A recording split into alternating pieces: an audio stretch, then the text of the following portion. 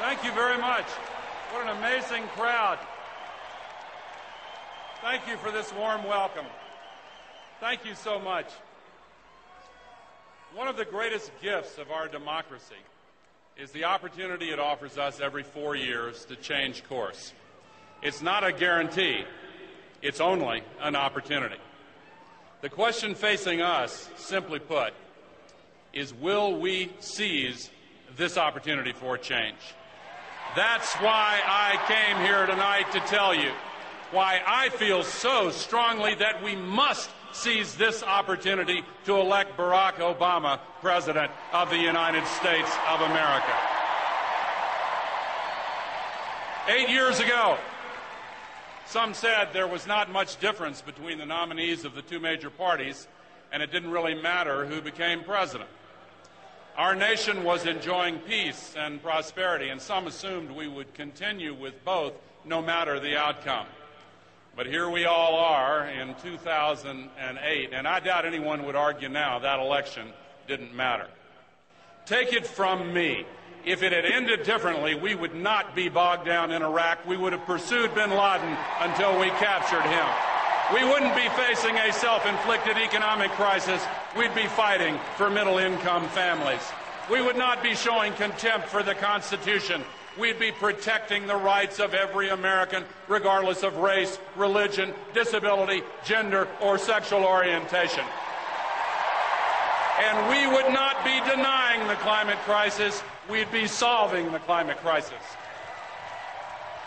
Today, we face essentially the same choice we faced in 2000, though it may be even more obvious now, because John McCain, a man who has earned our respect on many levels, is now openly endorsing the policies of the Bush-Cheney White House and promising to actually continue them.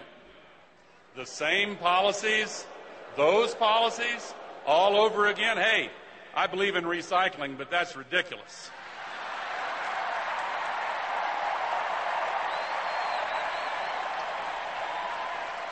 With John McCain's support, President Bush and Vice President Cheney have led our nation into one calamity after another because of their indifference to facts, their readiness to sacrifice the long term to the short term, subordinate the general good to the benefit of the few, and short-circuit the rule of law. If you like the Bush-Cheney approach, John McCain's your man. If you believe it's time for a change, then vote for Barack Obama and Joe Biden. What a great speech Joe Biden gave last night. Barack Obama is telling us exactly what he will do. Launch a bold new economic plan to restore America's greatness. Fight for smarter government that trusts the market but protects us against its excesses. Enact policies that are pro-choice, pro-education, and pro-family. Establish a foreign policy that is smart as well as strong. Provide health care for all and solutions for the climate crisis. So, why is this election so close? Well, I know something about close elections, so let me offer you my opinion. I believe this election is close today mainly because the forces of the status quo are desperately afraid of the change Barack Obama represents. There is no better example than the climate crisis. As I have said throughout this land for many years, we're borrowing money from China to buy oil from the Persian Gulf to burn it in ways that destroy the future of human civilization. Every bit of that has to change. Oil company profits, as you know, have soared to record levels, and gasoline prices have gone through the roof, and we are more dependent than ever on dirty and dangerous fossil fuels. Many scientists predict shockingly that the entire North Polar ice cap may be completely gone during summer months during the first term of the next president. Sea levels are rising, fires are raging, storms are stronger.